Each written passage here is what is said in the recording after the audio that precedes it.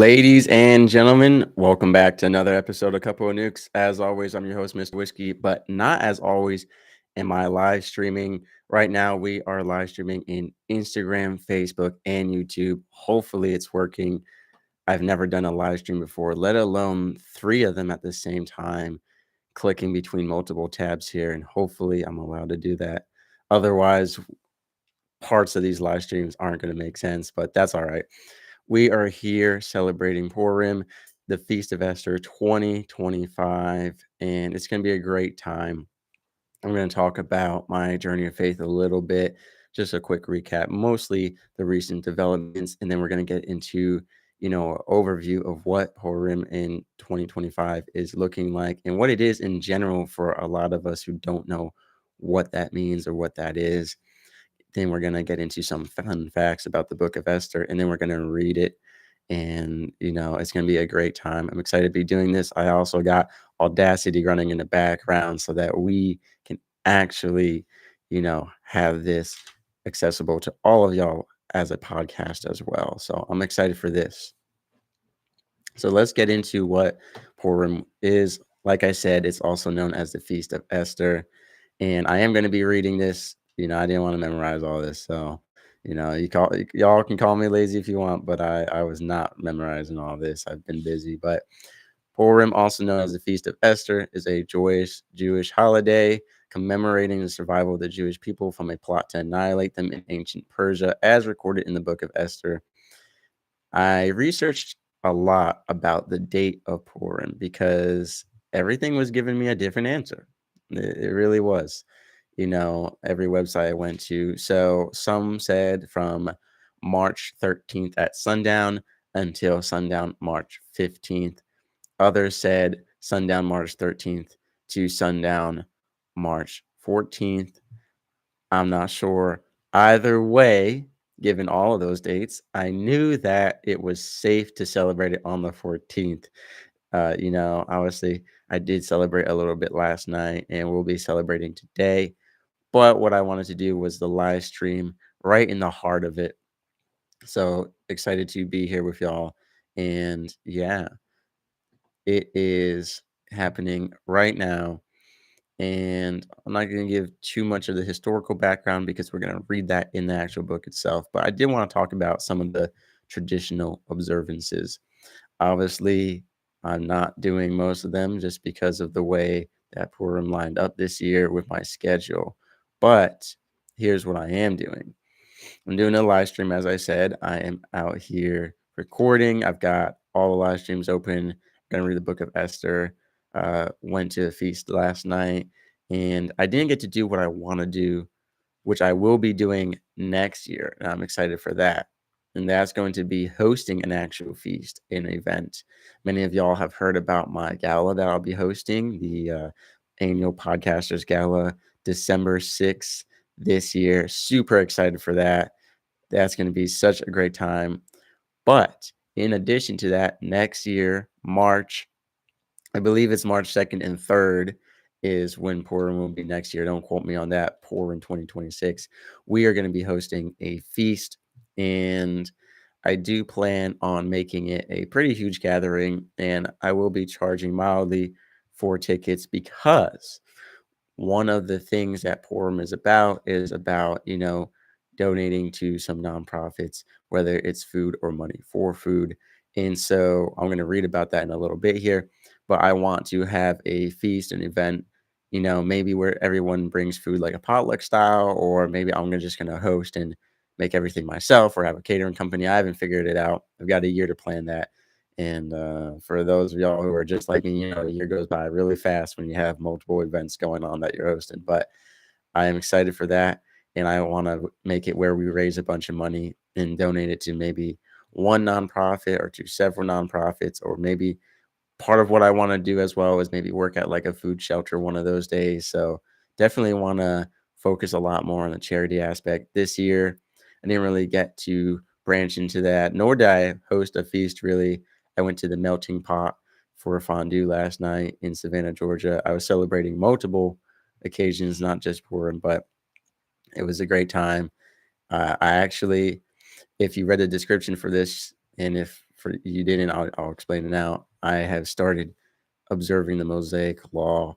I'm not going to get into all of that right now. I've been debating Catholics and Christians all week about it, about the New Testament, about Jesus, de-established that, which isn't true. But, I'm not going to get into all that right now. But I am observing the Mosaic Law, aka a kosher diet. It started with just the observance of not eating to get hanash because of my book coming out, God versus the Indomitable Human Spirit, where I write about the story of Jacob wrestling God. I read that translation in over 116 different translations. And so part of that was I wanted to have that commitment to God where I was not eating the gitanash, aka the tendon attached to the socket of the hip. But I've gone full send for the Mosaic Law for the kosher diet. And so last night, what was nice was they had kosher steak, and it was the first time I've had steak in about 2 weeks here. I've been eating nothing but chicken because I was not prepared to do a kosher diet. And I eat a lot of cheeseburgers normally during the week. So now I have to, do some research to start meal prepping and adjust my diet. But yeah, so Purim, Purim, as I said, a lot of people don't understand, why are you doing the Mosaic Law diet? Why are you observing some of those practices? Why are you celebrating Purim even? They say, Mr. Whiskey, you're not a Jew, you're not a Hebrew, you're not an Israelite. They want to say I'm a Gentile. And we've had plenty of conversations, these people and I, and there's plenty of people who are gonna think this whole thing is stupid. But even though I'm not a Jewish person, and even though it's a Jewish holiday, and I'm not trying to do cultural appropriation, I know that in the past few years has been a huge thing and an issue. You know, I am a believer. I believe in God wholeheartedly. It has become increasingly important to me every single day. I move closer in that direction where it becomes so much more important to me. And this book highlights, which is one of the fun facts we're going to get into later, which I'll just share now, is that the Book of Esther is it's actually the only book in the Hebrew Bible that doesn't mention God. God is never mentioned. And you're like, what? It's the Bible. Most people don't know that. Most people don't see, most people haven't even read the Bible. So, I'm not surprised. But even people who have don't realize that God's name is never mentioned in that. And I think it's very powerful. And most, scholars and religious people agree that it's showing and it's emphasizing that even when we're not focused on God, even when we're not talking about God, He is working everything out in our favor behind the scenes. He is always there. It doesn't matter. Obviously, it matters in the sense that we should worship and praise God. We should be talking about Him. We should be mentioning His name, giving Him thanks and praise, and we should be trying to be good people. I'm not saying that the Book of Esther, verifies, hey, you have a free pass to do whatever you want. Of course, people will take it that way. I can't, control that, but it shows love and mercy on such an amazing scale. And as a believer and as someone whose life has been blessed by God, even when I wasn't focused on Him, even when I've had gone astray, I want to celebrate that as well. And so I don't think it has to be just a Jewish holiday. I think it should be a holiday celebrated by all people.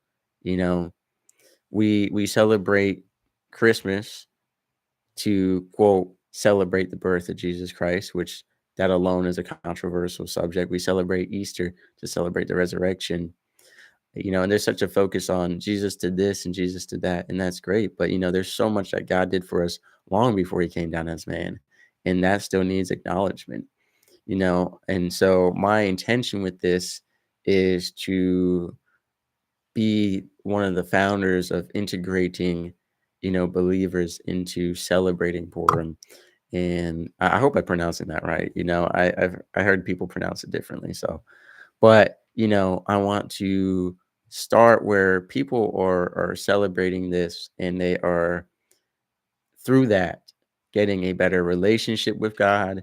They are having a good time, and then fostering that community and connection. And then additionally, ladies and gentlemen, we'll have that, you know, we're going to have that giving back, whether it's running food drives and food banks that day, whether it's donating money to nonprofits that focus on that, something like that. Like I said, I didn't really have anything planned out for this year because it was kind of a last minute thing. But I was thinking of even just going around Savannah, Georgia. It has so many homeless people here. Half of them are scammers, but there are a lot of genuine homeless people here. So I thought maybe about just, getting a food bag for all of them or something, and that's something that a lot of us could do. That's pretty simple to do. So putting together this for something I want to do every single year. So let's get more into the Book of Esther and Purim before we read it. And so some of the traditional observances, they're pretty distinctive. So the reading of the Megillah, the Book of Esther, is read aloud twice, once in the evening and once the following morning. Congregants often use noisemakers known as graggers to drown out Haman's name whenever it is mentioned. We'll get into who Haman is, but essentially he is the villain of this story. You know, there is the festive meal, Suda. A celebratory meal is held during which it is customary to drink wine. Some traditions encourage drinking until one cannot distinguish between cursed be Haman and blessed be Mordecai. So I'm not going to be drinking any wine. I thought about it. It's kind of early. It was 9 a.m. when I started setting all of this up, and now it's 10 a.m. And what I will say with that is, I believe that the Bible calls us to drink in moderation.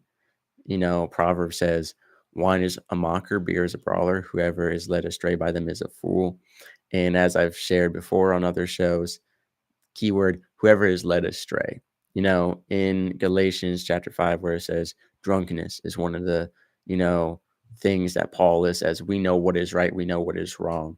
It doesn't say drinking, it says drunkenness. It says, and then back to Proverbs, to be led astray. So I don't believe drinking is a sin, but in moderation. And I think even on a festive meal like this and to celebrate God, our bodies are temple. It says, even in the Bible says, whatever you eat and drink, do it to glorify and honor God, So I won't be, at least me personally, I won't be participating in excessive wine drinking. And of course, I'm sure the Jewish people also do it in moderation, because throughout the day we do have, to maintain decorum and fulfill other religious obligations. We, as in, I'm not Jewish again, but there is also the Mishalot Manat, which is the gifts of food being exchanged among friends and family to foster community bonds and ensure everyone has provisions for the festive meal. So, like I said, whether that's the homeless people in the town or just your neighbors, family, and friends, it's something, that you can do. I definitely thought about, I want to put together food packages for all my neighbors and friends, but I'm planning on hosting an event instead where people can gather. And I think I want to do a potluck style, like I said, where everyone shows up and brings their own food. And then, you know, I'll probably make it where it's, if you want to donate money, you can, and all the money donated will go to, nonprofits that support hunger. But then we'll open it up to the public for free, so everyone can just come and eat, and especially those people who don't have food. And then there's the Manat Leav. I'm not pronouncing that right at all. Mananat Leavoyum. Charitable donations are given to at least two individuals in need, emphasizing the importance of generosity and social responsibility. I think two is a very bare minimum. I think it should be more. And definitely, I encourage everyone to use a spirit of discernment and wisdom when researching nonprofits. I've spoken before on my show about being very mindful of where your money is going, or who you're giving your money to, and where they're taking it. So that's definitely important. And then costumes and carnivals, I'm not participating in that or hosting anything like that. But many communities host carnivals and encourage dressing in costume, symbolizing the hidden nature of the miracles in the Purim story. And it's not just about the hidden miracles. Like I said, God's name is not mentioned, But the costumes also go into the fact that there are unexpected reversals in the story and the fact that Esther concealed her Jewish identity and it was revealed later on, which is what played into the salvation of the Jewish people. Now, let's get into some fun facts before we read the Book of Esther, which is one of my favorite books in the Bible. Even if you're not, very into your faith or super religious, the Book of Esther is just a good read in general. It's just a good story. It's a true story. Everything in the Bible is true, but it's, in fact, that's one of the fun facts here is that it has a secular popularity to it, which is Esther's story is often retold in secular literature and theater due to its dramatic plot involving beauty, bravery, political intrigue, and poetic justice. Like I said, it's a great read, and it's different from the rest of the Bible. I mean, obviously, if you read it, you would know it was from the Bible, but it is set up very differently. It's an individual standalone event, really. The Old Testament's all one big story. The New Testament's all one big story. The Old Testament into the New Testament is all one big story. Caveat, a lot of people don't know that the book of Esther connects all the way back to King Saul.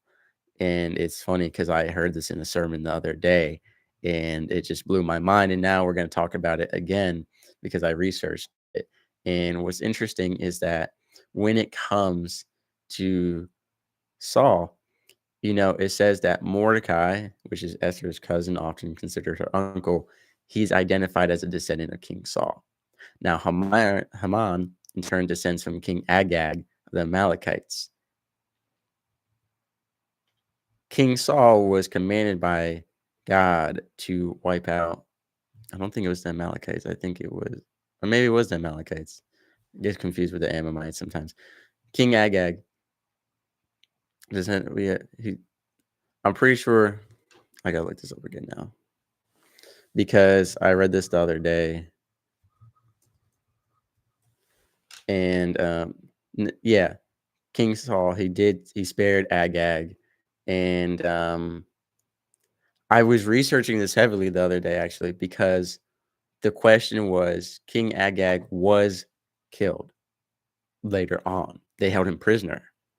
So the question everyone had was how did he have descendants? They killed all the Agagites, or sorry, the Amalekites, and then took King Agag as prisoner, and then he was killed a few days later. And they say that a woman came and slept with him, took his seed while he was prisoner, and then continued on his line. Now, I'm not sure about all that, right? It's a mystery. And I'm sure there's more research out there than what I read. But, Pastor Skip, his theory was that the wages of sin are death. And obviously, God and Samuel were very upset when King Saul did not obey the command to kill King Agag and to wipe them all out. From this, the whole Jewish population, I mean, is almost wiped out in the book of Esther because of Haman, who descends from King Agag. So if King Saul had followed through with God's word and been obedient, then this wouldn't have happened. So really, the book of Esther, when you zoom out and look at it with that connection from, first and second Samuel, what you'll see is that there's this overarching, story that matches the rest of the Bible, which is disobedience and sin leads to death. But God provides ways for us to get out of that. So it's very interesting. The book of Esther, in Esther chapter 8, verse 9, that is the longest verse in the entire Hebrew Bible, which is pretty interesting. And pop quiz, if anyone can say the shortest verse. There's no prize, but if you know it, that's pretty awesome. Like I said, God's name isn't mentioned. And then the name Purim derives its name from the Persian word pur, meaning lot. And that references how Haman cast lots to decide the date for destroying the Jewish people. And then it's also one of the only two books named after women in the Bible, Esther and Ruth. and both women significantly impacted Jewish history. If y'all don't know who Ruth is, definitely check that out and look into that. Mhm. And then there is fasting before feasting. And, that's to mimic Esther's fast before approaching King Ahasuerus. I'm definitely not going to pronounce that right today at all. And yeah, so that's pretty much just some of the historical background, the fun facts, and what people do to celebrate. But I want to get into the actual book of Esther now. I'll be reading from what some people hate, some people love it. It's called the New International Version of the Bible. I personally am a fan of it because it's easy to read and it gets the point across and it's relatively accurate. There are easier to read versions that are less accurate, and there are more complicated to read versions that are more accurate or not so accurate. Like I said, I've researched a lot of different Bible translations while writing my book, God versus the Indomitable Human Spirit, which should be out hopefully by the end of next month. It's been delayed quite a bit here. But yeah, we're going to be getting into it now, starting with Esther 1. Queen Vashti deposed. This is what happened during the time of Xerxes, the Xerxes who ruled over 127 provinces stretching from India to Kush. At that time, King Xerxes reigned from his royal throne in the citadel of Susa, and in the third year of his reign, he gave a banquet for all his nobles and officials. The military leaders of Persia and Media, the, pr- the princes, and the nobles of the provinces were present. For a full 180 days, he displayed the vast wealth of his kingdom and the splendor and glory of his majesty. When these days were over, the king gave a banquet lasting 7 days in the enclosed garden of the king's palace for all the people from the least to the greatest who were in the citadel of Susa. The gardens had hangings of white and blue linen, fastened with cords of white linen and purple material to silver rings on marble pillars. There were couches of gold and silver on a mosaic pavement of porphyry, marble, mother of pearl, and other costly stones. Wine was served in goblets of gold, each one different from the other, and the royal wine was abundant, in keeping with the king's liberality. By the king's command, each guest was allowed to drink with no restrictions, for the king instructed all the wine stewards to serve each man that what he wished. Queen Vashti was also given a banquet for the women in the royal palace of King Xerxes. On the seventh day, when King Xerxes was in high spirits from wine, he commanded the 7 eunuchs who served him, Mehuman, Biztha, Harbona, Bigtha, Abagtha, Zethar, and Carcass, to bring before him Queen Vashti, wearing her royal crown, in order to display her beauty to the people and nobles, for she was lovely to look at. But when the attendants delivered the king's command, Queen Vashti refused to come. Then the king became furious and burned with anger. Since it was customary for the king to consult experts in matters of law and justice, he spoke with the wise men who understood the times and were closest to the king: Karshana, Shether, Admatha, Tarshish, Meres, Marsina, and Memkun, the 7 nobles of Persia and Media, who had special access to the king and were highest in the kingdom. According to the law, what must be done to Queen Vashti? He asked. She has not obeyed the command of King Xerxes that the eunuchs have taken to her. Then Memucan replied in the presence of the king and the nobles, Queen Vashti has done wrong, not only against the king, but also against all the nobles and the peoples of all the provinces of King Xerxes. For the queen's conduct will become known to all the women, and so they will despise their husbands and say, King Xerxes commanded Queen Vashti to be brought before him, but she would not come. This very day, the Persian and Median women of the nobility who have heard about the queen's conduct will respond to all the king's nobles in the same way. There will be no end of disrespect and discord. Therefore, if it pleases the king, let him issue a royal decree and let it be written in the laws of Persia and Media, which cannot be repealed, that Vashti is never again to enter the presence of King Xerxes. Also, let the king give her royal position to someone else who is better than she. Then, when the king's edict is proclaimed throughout all his vast realm, all the women will respect their husbands, from the least to the greatest. The king and his nobles were pleased with this advice, so the king did as Memucan proposed, He sent dispatches to all parts of the kingdom, to each province in its own script, and to each people in their own language, proclaiming that every man should be ruler over his own household using his native tongue. Now, I will be doing some commentary with this mildly. And with this first part, you know, it's there's not too much to it. But what I think is interesting is one, we don't know why, you know, Queen Vashti didn't show up. My theory, the king was, probably drunk and, whatever it may have been. But it's not like he had commanded her to the bedroom or anything. He said, "Come out and let everyone see you." The whole point of the banquets and the feasting and this was all to show off that the king and queen had money and power. And so, what I think is really interesting is that the nobles that were close to him understood the power of influence. This is something we see nowadays, maybe not with queens, but with social media influencers, with celebrities, you know, even with our parents, we reflect their behavior. I've had a lot of episodes on my show discussing toxic relationships and parenting and the way it affects their children. And a lot of times, children do, whether consciously or subconsciously, mimic their parents.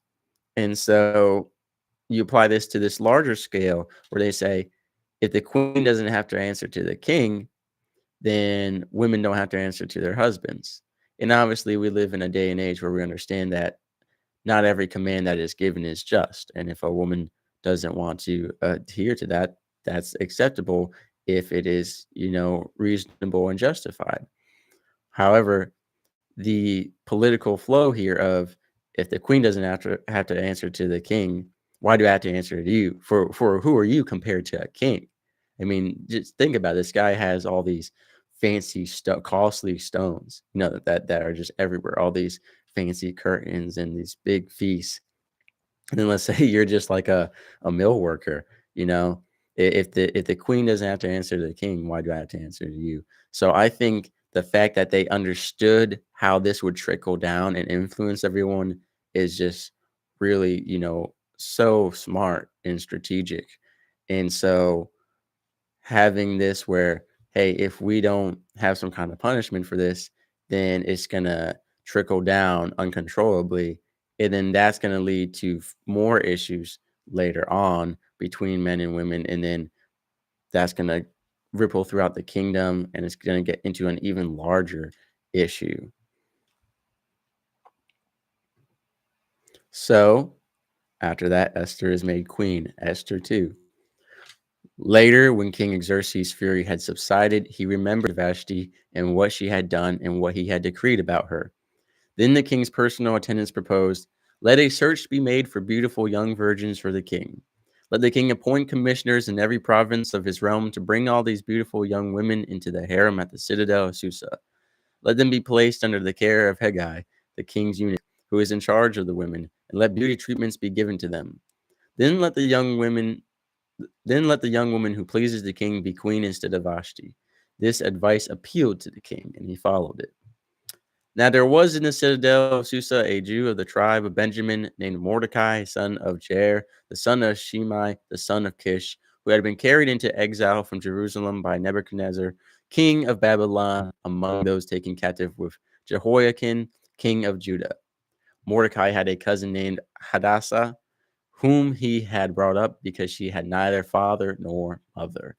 This young woman, who was also known as Esther, had a lovely figure and was beautiful. Mordecai had taken her as his own daughter when her father and mother died. When the king's order and edict had been proclaimed, many young women were brought to the citadel of Susa and put under the care of Hegai. Esther also was taken to the king's palace and entrusted to Hegai, who had charge of the harem.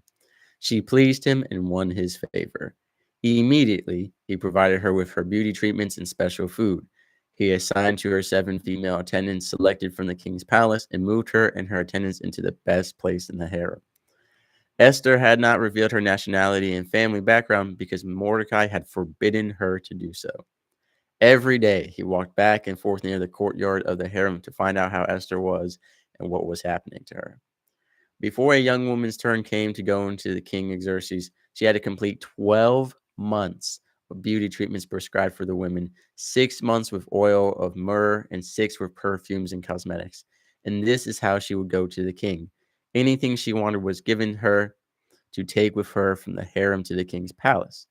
In the evening, she would go there, and in the morning, return to another part of the harem to take the care of Shazgaz, the king's eunuch who was in charge of the concubines. She would not return to the king unless he was pleased with her and summoned her by name.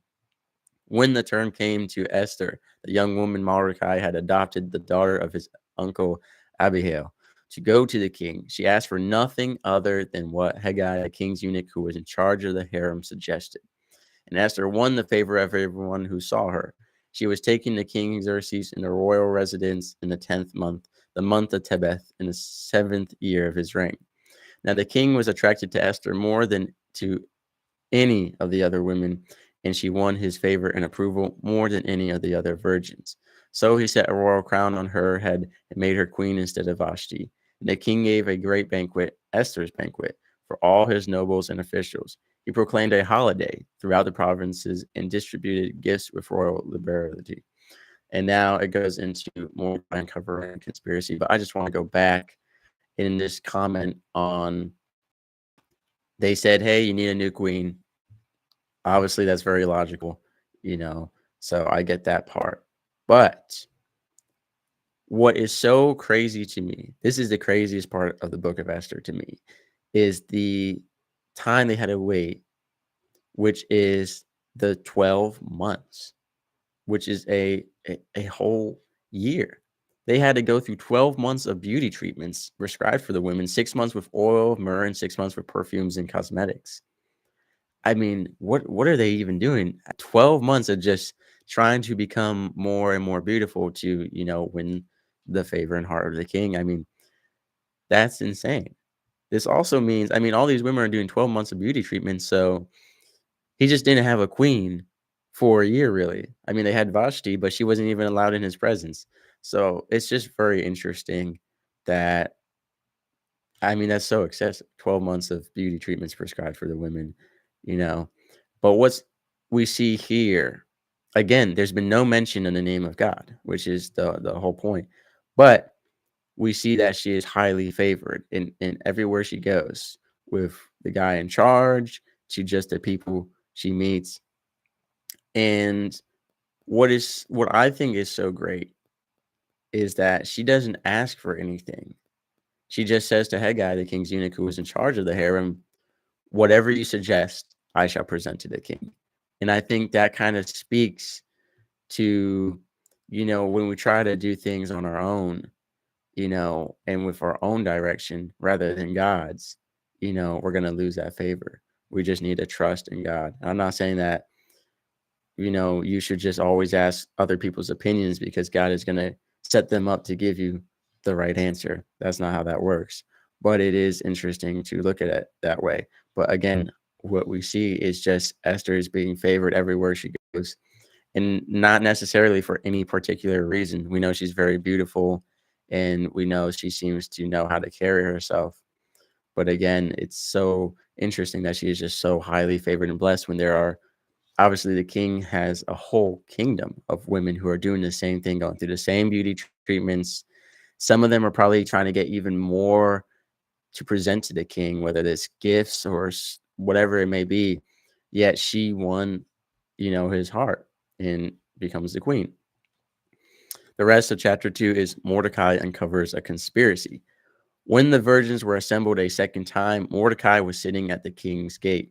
But Esther had kept secret her family background and nationality, just as Mordecai had told her to do, for she continued to follow Mordecai's instructions as she had done when he was bringing her up. During the time Mordecai was sitting at the king's gate, Bigthana and Teresh, two of the king's officers who guarded the doorway, became angry and conspired to assassinate King Xerxes. But Mordecai found out about the plot and told Queen Esther, who in turn reported it to the king, giving credit to Mordecai. And when the report was investigated and found to be true, the two officials were impaled on poles. And this was recorded in the book of the Annals in the presence of the king. Comment on impalation on poles. I have always found it so interesting how inhumane and cruel people were.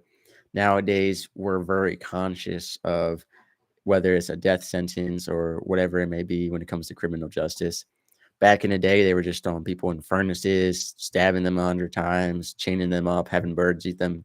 Just insane how inhumane people used to be. And it's just crazy to me. What I do want to backtrack to is, again, Esther's favor when she had no parents. There's a quote in the Bible, though my mother and father have forsaken me, the Lord God, shows me favor. Something like that. I'm paraphrasing. And I think it's just this book speaks to, even if you don't have a traditional family, of course, the Bible always puts forward the traditional family, a man and a woman, they cleave into one flesh and, raise a kid. And you should honor your mother and father and, be pleasing to them and listen to them. It is wise to do so. Yet the Bible also has examples of, hey, even if you don't have a mother and father, whether it's because of sin, whether because they died, whether it's because of, nowadays there's a lot of divorce or upset or non-traditional family structures, God's not going to abandon you and say, hey, you don't have a mom and dad, so you don't have me either. He's not going to head out like that. Here, he set someone up to mentor her and to raise her and to have his favor upon her. That's why I think it's so important to find a mentor or someone to, help raise you. And it's so important where if there's an incident in your family tree where a child is left alone, you should step up and be that person to help raise them. So yeah, we see here Mordecai catches the conspiracy to assassinate the king, which came from his love and worry for Esther. If he hadn't been pacing around so much, worried so much about her, then he wouldn't have overheard this. So again, just that perfect timing and place. God is not in the book of Esther by name, yet we see the perfect placement and timing. Mordecai happens to overhear this, happens to know the queen. The queen tells the king. It's all set up perfectly. Esther 3, Haman's plot to destroy the Jewish people. After these events, King Xerxes honored Haman, son of Hammedatha, the Agagite, elevating him and giving him a seat of honor higher than that of all the other nobles. All the royal officials at the king's gate knelt down and paid honor to Haman, for the king had commanded this concerning him. But Mordecai would not kneel down or pay him honor. Then the royal officials at the king's gate asked Mordecai, why do you disobey the king's command? Day after day they spoke to him, but he refused to comply. Therefore, they told Haman about it to see whether Mordecai's behavior would be tolerated, for he had told them he was a Jew. When Haman saw that Mordecai would not kneel down or pay him honor, he was enraged. Yet, having learned who Mordecai's people were, he scorned the idea of killing only Mordecai. Instead, Haman looked for a way to destroy all of Mordecai's people, the Jews, throughout the whole kingdom of Xerxes. In the 12th year of King Xerxes, in the first month, the month of Nisan, the Pur, that is the lot, so that's the reference to Purim, was cast in the presence of Haman to select a day and month. And the lot fell on the 12th month, the month of Adar. Then Haman said to King Xerxes, there is a certain people dispersed among the peoples in all the provinces of your kingdom who keep themselves separate. Their customs are different from those of all other people, and they do not obey the king's laws. It is not in the king's best interest to tolerate them. If it pleases the king, let a decree be issued to destroy them, and I will give 10,000 talents of silver to the king's administrators for the royal treasury. So the king took his signet ring from his finger and gave it to Haman, son of Hammedatha the Agagite, the enemy of the Jews. Keep the money, the king said to Haman, and do with the people as you please. Then on the 13th day of the first month, the royal secretaries were summoned. They wrote out in the script of each province and in the language of each people all Haman's orders to the king's satraps, the governors of the various provinces, and nobles of the various peoples. These were written in the name of King Xerxes himself and sealed with his own ring. Dispatches were sent by couriers to all the king's provinces with the order to destroy, kill, and annihilate all the Jews, young and old, women and children, on a single day, the 13th day of the 12th month, the month of Adar, and to plunder their goods. A copy of the text of the edict was to be issued as law in every province and made known to the people of every nationality so they would be ready for that day. The couriers went out, spurred on by the king's command, and the edict was issued in the citadel of Susa. The king and Haman sat down to drink, but the city of Susa was bewildered. Now, here's what's so interesting about this. This is just politics, right? Haman is a smart guy and an angry guy. He says, it's not enough that I kill just my enemy, but all of his people. So he realizes he has to get the king to help him on this. So what does he do? Offers a bribe. We see that plenty in politics nowadays. And it's just insane that he's like, I'm so mad at Mordecai, and Mordecai is a Jew, so I'm going to kill all the Jews. I mean, it's just insane, but that's how angry he was.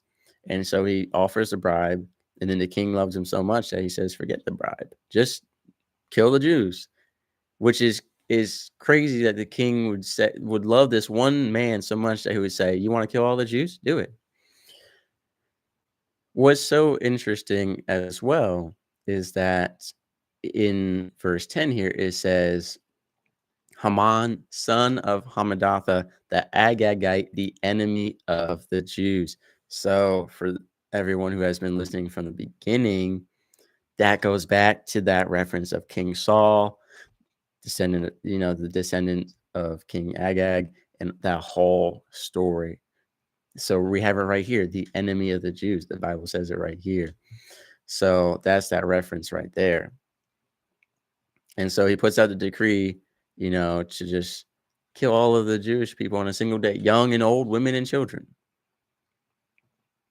So Esther 4, Mordecai persuades Esther to help. Again, she is a Jewish woman in hiding who is the queen of this nation. When Mordecai learned of all that had been done, he tore his clothes, put on sackcloth and ashes, and went out into the city, wailing loudly and bitterly. But he went only as far as the king's gate, because no one clothed in sackcloth was allowed to enter it. In every province to which the edict in the order of the king came, there was great mourning among the Jews, with fasting, weeping, and wailing. Many lay in sackcloth and ashes. Inside Bible joke, one could call it lamentations. When Esther's eunuchs and female attendants came and told her about Mordecai, she was in great distress. She sent clothes for him to put on instead of his sackcloth, but he would not accept them. Then Esther summoned Hathach, one of the king's eunuchs assigned to attend her, and ordered him to find out what was troubling Mordecai and why. So Hathach went out to Mordecai in the open square of the city in front of the king's gate.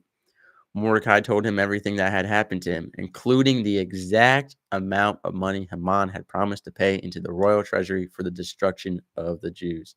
He also gave him a copy of the text of the edict for their annihilation, which had been published in Susa, to show to Esther and explain it to her. And he told him to instruct her to go into the king's presence to beg for mercy and plead with him for her people. Hathach went back and reported to Esther what Mordecai had said. Then she instructed him to say to Mordecai, all the king's officials and the people of the royal provinces know that for any man or woman who approaches the king in the inner court without being summoned, the king has but one law, that they be put to death unless the king extends the gold scepter to them and spares their lives. But 30 days have passed since I was called to go to the king. When Esther's words were reported to Mordecai, he sent back this answer. Do not think that because you are in the king's house, you alone of all the Jews will escape. For if you remain silent at this time, relief and deliverance for the Jews will arise from another place, but you and your father's family will perish. And who knows but that you have come to your royal position for such a time as this? Then Esther sent this reply to Mordecai. Go gather together all the Jews who are in Susa and fast for me. Do not eat or drink for 3 days, night or day. I and my tenants will fast as you do. When this is done, I will go to the king, even though it is against the law. And if I perish, I perish. So Mordecai went away and carried out all of Esther's instructions. So let's do some biblical analysis. Do not eat or drink for 3 days. Again, that biblical number, so interesting how many times in the Bible 40 days and 40 nights shows up, 3 days and 3 nights. It's very interesting. And, there are sermons out there analyzing the numbers in the Bible. They will blow your mind. Every time I read the Bible, I try to be mindful of the numbers, and it's hard to keep track, but it's so interesting. Again, we see what's interesting to me is that Esther didn't know about the decree, but she also said she hadn't been summoned in a month to see the king. So I don't have a lot of historical context about the Persian or Mede empires, but classically we see, a king and a queen in the throne room together. In this case, it doesn't seem like we necessarily see that. Again, I'm not a history buff. I don't know about Persian Mede culture, but it's just interesting to me that she wouldn't know her husband, the king, put out this decree to kill all the Jewish people, and she had no idea. But again, this perfect timing in place that Mordecai says, and who knows but that you have come to your royal position for such a time as this. He's saying, what are the chances we have a Jewish queen? I mean, it's astronomically small. There, like I said, there was hundreds of women undergoing 1 year of beauty treatments with with myrrh and perfume and cosmetics, and out of all of them, Esther won the king's favor and became the queen. So I think that goes to the perfect timing and place. But look what he says before this. He says, "If you remain silent this time, you will not escape." This goes back to the book of Ezekiel. I have called you as the watchman of Israel. You shall not be a bystander. For if you do not tell the people what is wrong and they do it, the blood of them will be on your hands, and I shall take from you your own life as well. But if you tell the people what is wrong and they continue to sin, then you have done your part as I have commanded, and you shall be spared and blessed. And if you tell them what is wrong and they do not do it, both of you shall be saved and blessed. I love that part of Ezekiel. It talks about how we're not called to be bystanders. We are called to be the watchmen of Israel, our Israel being the world. And so I think it's so important what Mordecai is saying here. If you keep silent and try to save your own life, you will perish. It is better to believe and trust in God. Again, they don't say God, but believe and trust in God that if you are in this position, you have been favored, and you continue to seek that favor, if you just go and try to save us, God will save us. And if you don't, you're going to perish, and God will bring about someone else to do the job. That shows Mordecai's belief.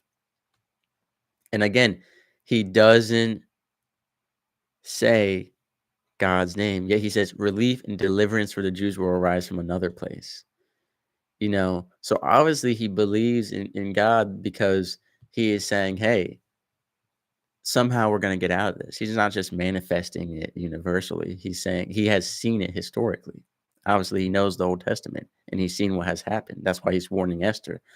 Not to mention the fact that he rips his clothes to sackcloth. I mean, that's something we've seen traditionally in the Old Testament as people who are mourning or fasting, right? We've seen it in the book of Jonah. We've seen it in what else? I believe, I don't want to say the book of Daniel. Well, we've seen it historically. We've seen it in a lot of the Old Testament, prophets during the time of Babylon and leading up to that. We've seen plenty of occasions where people will tear down the sackcloth and they fast or they mourn and weep. And it's again, to show that humility. And so that's all the commentary for that, really. I just think it's interesting, the political setup of, Queen Esther and the king and the way he runs things. Even the fact that he has a law that anyone who approaches the king is just going to be killed unless he extends his golden scepter. And it's like, that is just pure, tyranny. I mean, you can't even talk to the king unless he chooses to spare you. That's just the absolute power. It's kind of insane. But, that's the way things were back then. So it's just interesting. We'll get into Esther 5, her request to the king. On the third day, Esther put on her royal robes and stood in the inner court of the palace in front of the king's hall. The king was sitting on his royal throne in the hall facing the entrance. When he saw Queen Esther standing in the court, he was pleased with her and held out to her the gold scepter that was in his hand. So Esther approached and touched the tip of the scepter. So again, just that instant favor. All she did was show up. Again, I mean, it's his wife, the queen.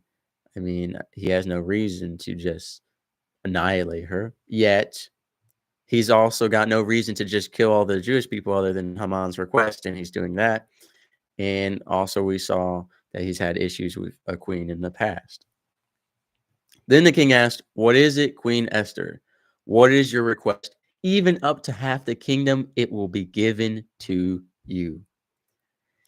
"If it pleases the king," replied Esther, "let the king, together with Haman, come today to a banquet I have prepared for him."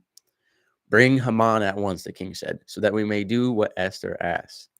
So the king and Haman went to the banquet Esther had prepared. As they were drinking wine, the king again asked Esther, "Now what is your petition? It will be given to you. And what is your request? Even up to half the kingdom it will be granted." Esther replied, "My petition and my request is this. If the king regards me with favor, and if it pleases the king to grant my petition and fulfill my request, let the king and Haman come tomorrow to the banquet I will prepare for them. Then I will answer the king's question." So we see this kind of buildup of suspense. Why didn't she just say it outright? What is she doing? Is she trying to get him drunk? Is she trying to like make him worry?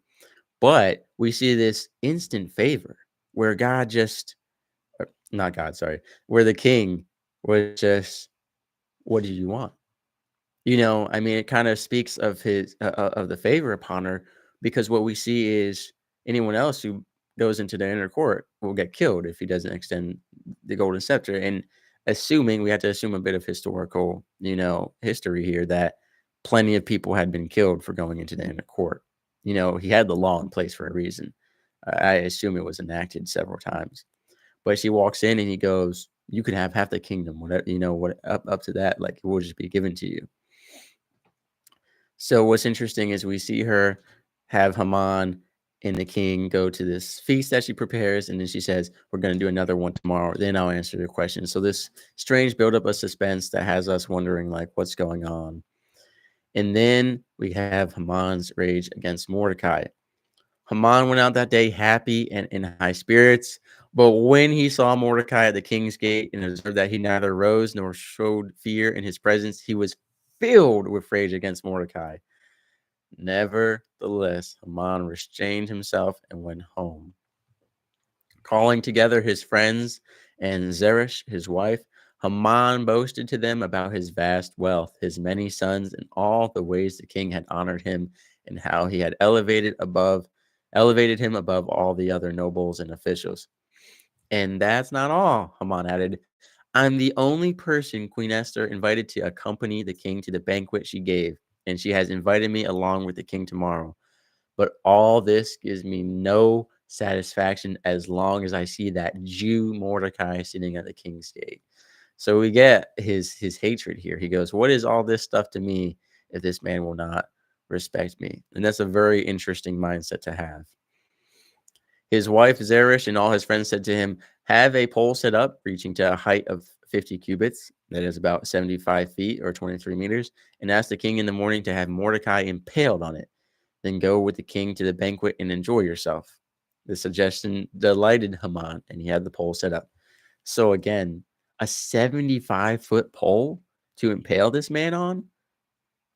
Biblical history and history of human history in general. Again, that enactment of killing people in just inhumane ways is just insane to me.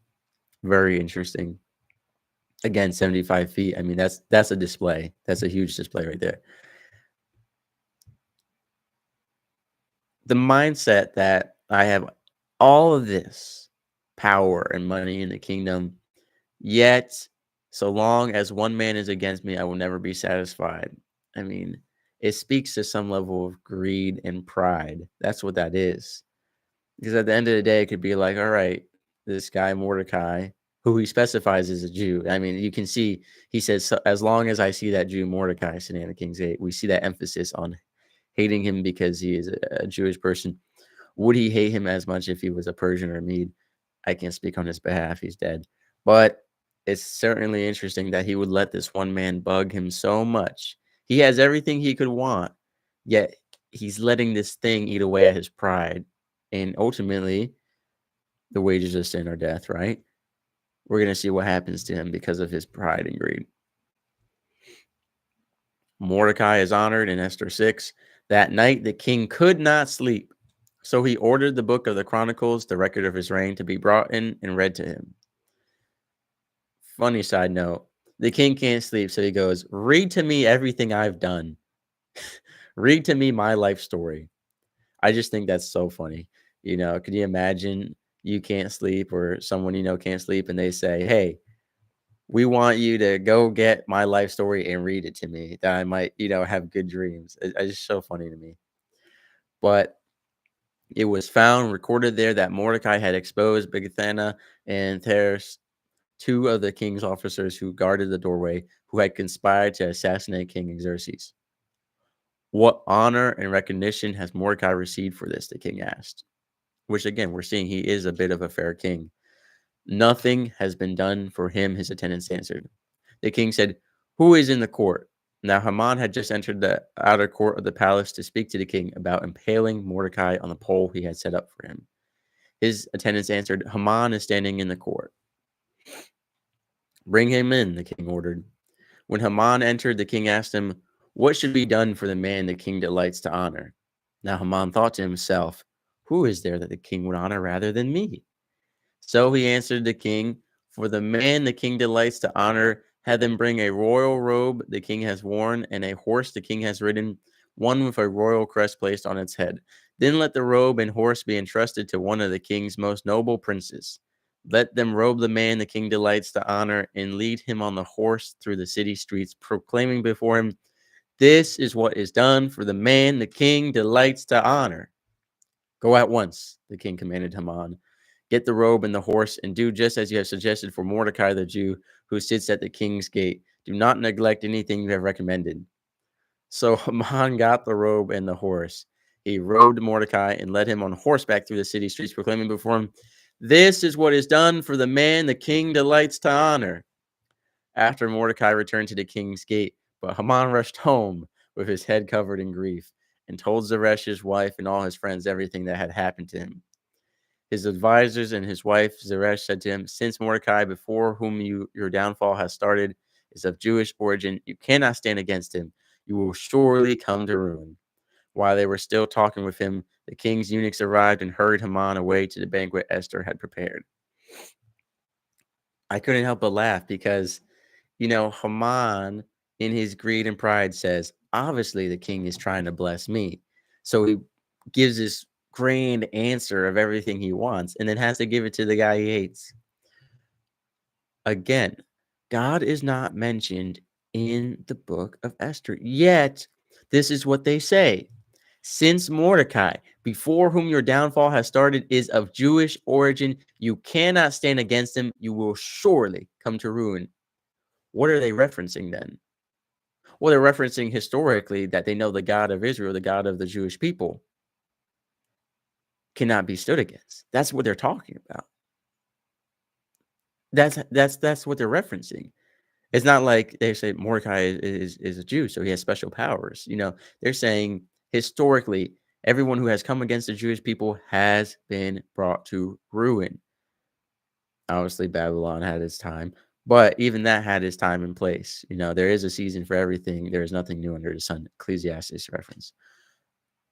So it's very interesting that we see the reversal here where they think they're going to destroy Mordecai, and then God's favor and blessing is upon him. We're almost done here. Esther 7. Haman impaled, the wages of sin or death. So the king and Haman went to Queen Esther's banquet, and as they were drinking wine on the second day, the king again asked, "Queen Esther, what is your petition? It will be given you.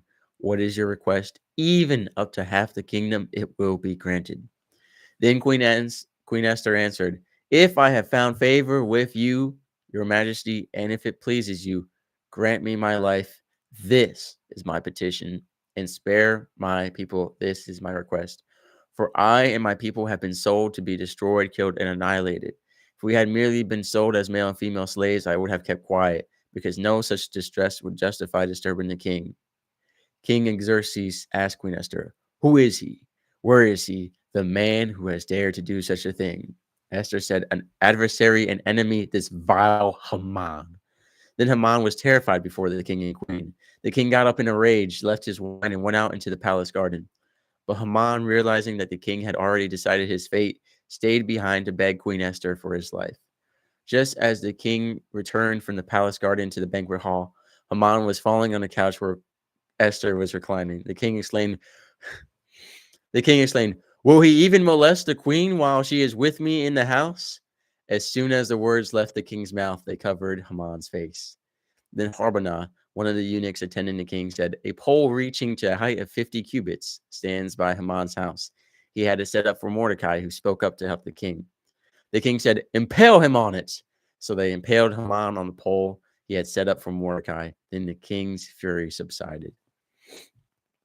I'm not laughing about the molestation remark. I just think it's so funny that Haman, again, this uncanny, perfect timing where Haman gets down on his knees, is weeping, begging Esther, to spare his life. And the king comes back in the room.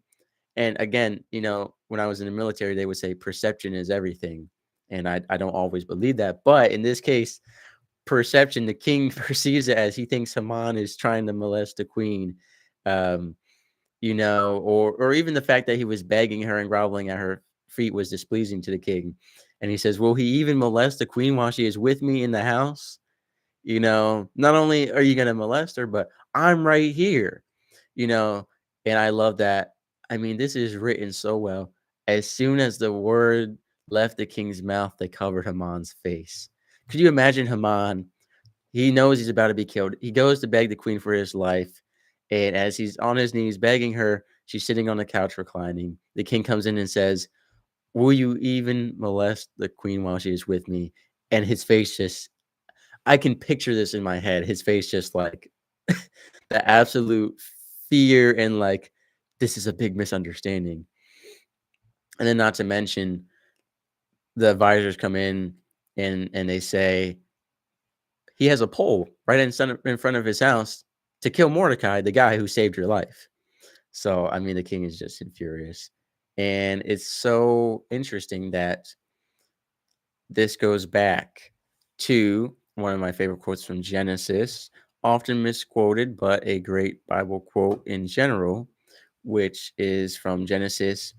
I believe it's Joseph is talking to his brothers when they had thrown him in the well. They find him in Egypt. And he goes, "What you intended to use against me, God has used for me, for my benefit and for the benefit of his people." Most people quote it in a paraphrase saying, "Whatever the enemy plans to use against us, God will use for us." And so we see that clearly here, where the king, um, you know, Haman set up this thing to kill Mordecai, and instead he was killed on it. And it just was also convenient. And I'm not saying God took pleasure in the death of Haman, as God says in Ezekiel, "Am I a God whom delights in the perishment of the wicked? Or am I a God who would rather that the wicked turn toward me, seek beauty, truth, and righteousness, and live?" That's a paraphrase. Everything I say is a paraphrase. And finally, Esther 8, the king's edict in behalf of the Jews. That same day, King Xerxes gave Queen Esther the estate of Haman, the enemy of the Jews. And Mordecai came into the presence of the king, for Esther had told how he was related to her. The king took off his signet ring, which he had reclaimed from Haman, and presented it to Mordecai, and Esther appointed him over Haman's estate. Esther again pleaded with the king, falling at his feet and weeping. She begged him to put an end to the evil plan of Haman the Agagite, which he had devised against the Jews. Then the king extended the gold scepter to Esther, and she arose and stood before him. "If it pleases the king," she said, "and if he regards me with favor and thinks it the right thing to do, and if he is pleased with me, let an order be written overruling the dispatches that Haman, son of Hammedatha, the Agagite, devised and wrote to destroy the Jews in all the king's provinces. For how can I bear to see disaster fall on my people? How can I bear to see the destruction of my family?" King Xerxes replied to Queen Esther and to Mordecai the Jew, "Because Haman attacked the Jews, I have given his estate to Esther. They have impaled him on the pole he set up. Now write another decree in the king's name in behalf of the Jews as seems best to you, and seal it with the king's signet ring, for no document written in the king's name and sealed with his ring can be revoked." And again, we've seen the same kind of royalty and power in Daniel with, whatever the king decrees and puts out, it can't be revoked, even by himself, in the book of Daniel. At once, the royal secretaries were summoned on the 23rd day of the third month of Sivan. They wrote out all Mordecai's orders to the Jews and to the satraps, governors, and nobles of the 127 provinces stretching from India to Kush. These orders were written in the script to each province and the language of each people, and also to the Jews in their own script and language. Mordecai wrote in the name of King Xerxes, sealed the dispatches with the king's signet ring, and sent them by mounted couriers who rode fast horses, especially bred for the king. The king's edict granted the Jews in every city the right to assemble and to protect themselves, to destroy, kill, and annihilate the armed men of any nationality or province who might attack them and their women and children, and to plunder the property of their enemies.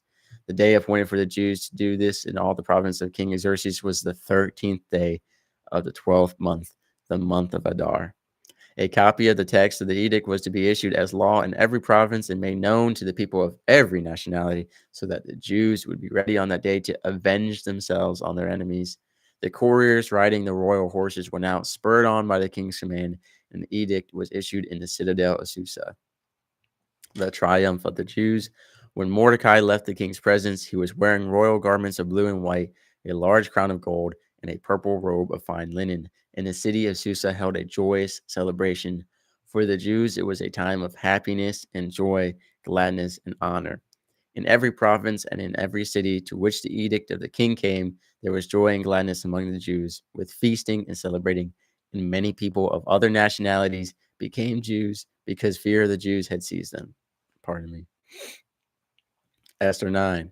On the 13th day of the 12th month, the month of Adar, the edict commanded by the king was to be carried out. On this day, the enemies of the Jews had hoped to overpower them, but now the tables were turned, and the Jews got the upper hand over those who hated them. The Jews assembled in their cities in all the provinces of King Xerxes to attack those determined to destroy them. No one could stand against them because the people of all the other nationalities were afraid of them. And all the nobles of the provinces, the satraps, the governors, and the king's administrators helped the Jews because fear of Mordecai had seized them. Mordecai was prominent in the palace. His reputation spread throughout the provinces, and he became more and more powerful. The Jews struck down all their enemies with the sword, killing and destroying them, and they did what they pleased to those who hated them. In the citadel of Susa, the Jews killed and destroyed 500 men. They also killed Parshandatha, Dalphon, Asphath, Poratha, Adalia, Aridatha, Parmashtha, Arida, and Vaisatha, the 10 sons of Haman, son of Hammedatha, the enemy of the Jews. But they did not lay their hands on the plunder. The number of those killed in the citadel of Susa was reported to the king that same day. The king said to Queen Esther, "The Jews have killed and destroyed 500 men and the 10 sons of Haman in the citadel of Susa. What have they done in the rest of the king's provinces? Now, what is your petition? It will be given you. What is your request? It will also be granted." "If it pleases the king," Esther answered, "give the Jews in Susa permission to carry out this day's edict tomorrow also, and let Haman's 10 sons be impaled on poles." So the king commanded that this be done. An edict was issued in Susa, and they impaled the 10 sons of Haman. The Jews in Susa came together on the 14th day of the month of Adar. They put to death in Susa 300 men, but they did not lay their hands on the plunder.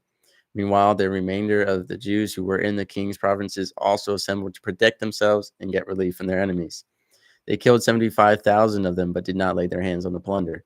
This happened on the 13th day of the month of Adar, and on the 14th they rested and made it a day of feasting and joy. The Jews in Susa, however, had assembled on the 13th and 14th, and then on the 15th they rested and made it a day of feasting and joy. This is why rural Jews, those living in villages, observe the 14th of the month of Adar as a day of joy and feasting, a day for giving presents to each other.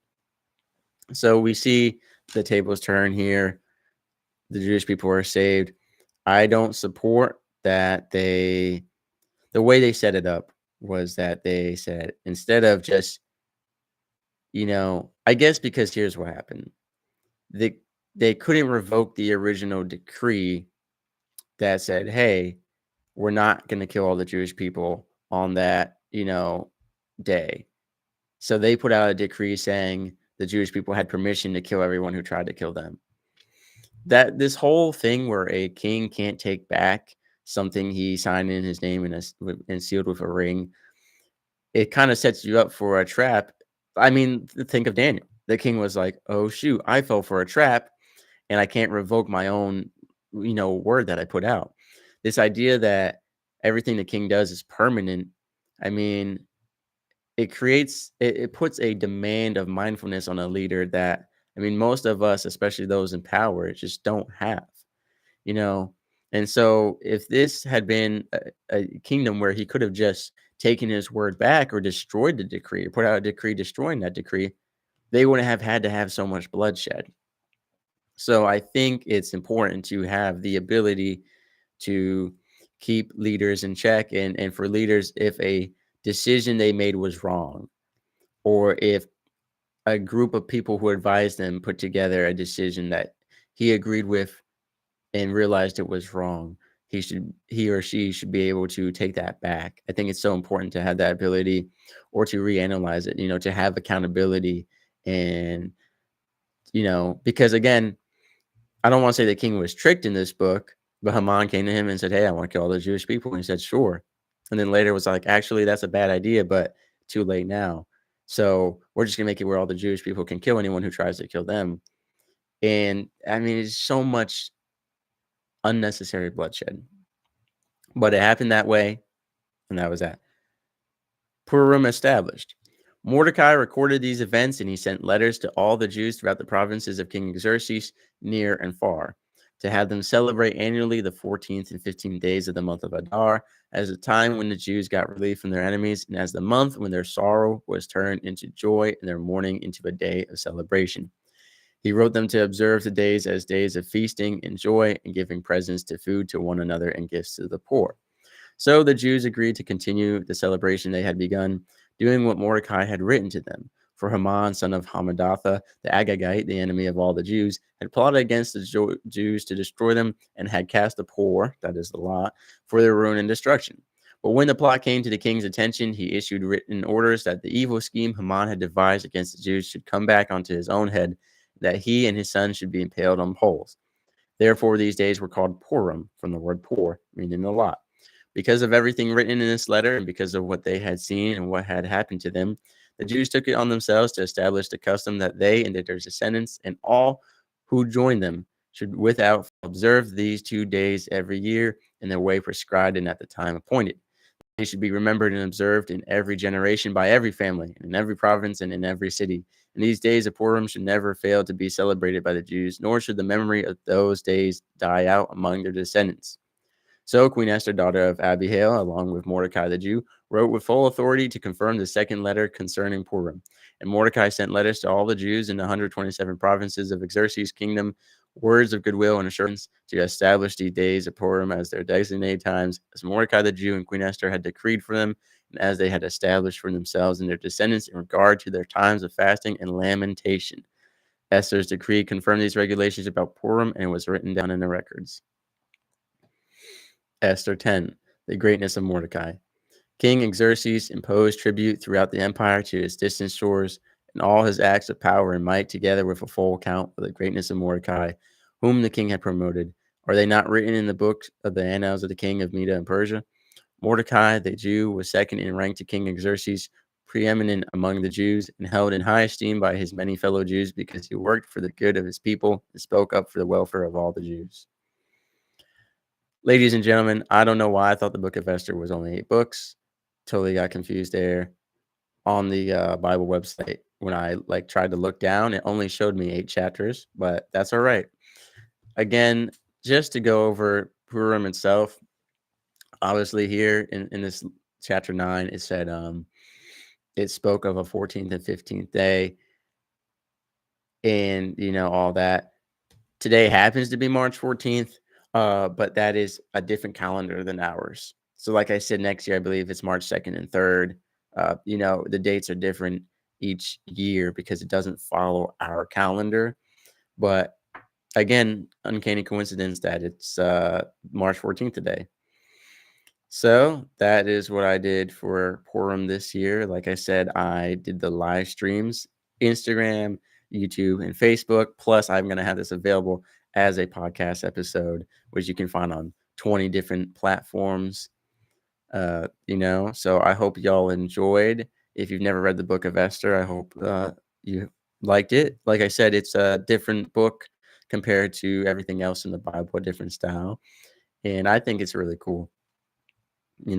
Again, the message being God's favor and blessings are with us, whether we acknowledge him or not. That's not an excuse to not acknowledge him, but know that he is a merciful, loving God. So, ladies and gentlemen, God bless you on this day of Purim and of the weekend and for the rest of the year, of course.